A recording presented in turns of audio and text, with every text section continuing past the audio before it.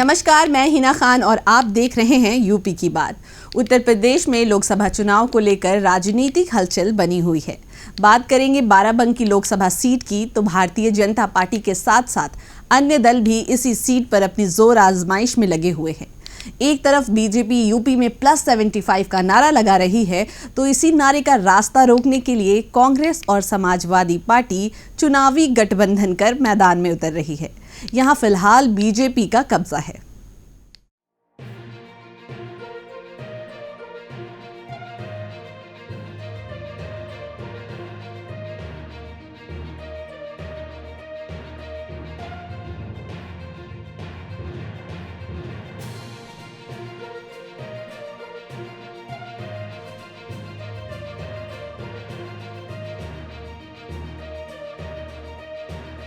Barabanki Lok Sabha seat अनुसूचित जाति के लिए रिजर्व सीट है।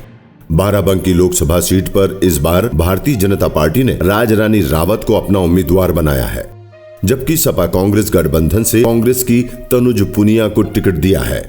बता दें कि लोकसभा चुनाव 2019 में बाराबंकी संसदीय सीट पर बीजेपी की ओर से उपेंद्र सिंह रावत मैदान में थे, तो समाजवादी पार्टी ने रामसागर रावत को मैदान में उतारा था। लोकसभा चुनाव 2019 में यहां कुल 18,16,000 मतदाता थे। इनमें से मान्य वोटों की संख्या 11,55,000 करीब थी।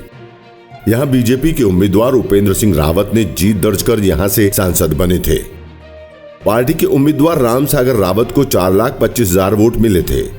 संसदीय चुनाव में बाराबंकी सीट पर हुए चुनाव में बीजेपी के उपेंद्र सिंह रावत और समाजवादी पार्टी के रामसागर रावत के बीच मुख्य मुकाबला था। बात करें अगर लोकसभा चुनाव 2014 की, तो बाराबंकी सीट पर बीजेपी की उम्मीदवार प्रियंका सिंह रावत ने जीत दर्ज की थी। उन्हें कुल 4.5 लाख वोट मिले थे। वहीं कांग्रेस उम्मीदवार PL पुनिया 2 लाख वोटों के साथ दूसरे स्थान पर रहे थे।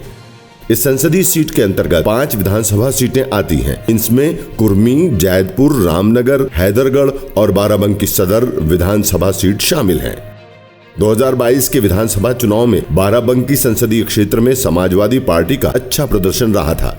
यहां की 3 सीटों पर SP को जीत मिली थी, जबकि 2 सीटों पर बीजेपी जीती थी। इस सीट पर कुल 8,46,712 पुरुष वोटर हैं, जबकि महिला मतदाताओं की संख्या 9,70,063 है। वहीं थर्ड जेंडर के 55 मतदाता हैं।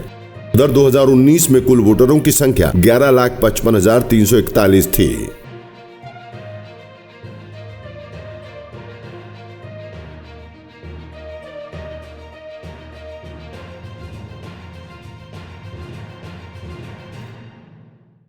राजधानी लखनऊ से सटे होने की वजह से यहां बाराबंकी में भी चुनाव को लेकर माहौल गर्म है। अनुसूचित जाति के लिए आरक्षित बाराबंकी सीट से अपनी चौथी और लगातार तीसरी जीत हासिल करने की जद्दोजहद में ये लगे हुए हैं। अब बदली की खबरें लाते रहेंगे। आप देखते रहिए यूपी की बात। धन्यवाद।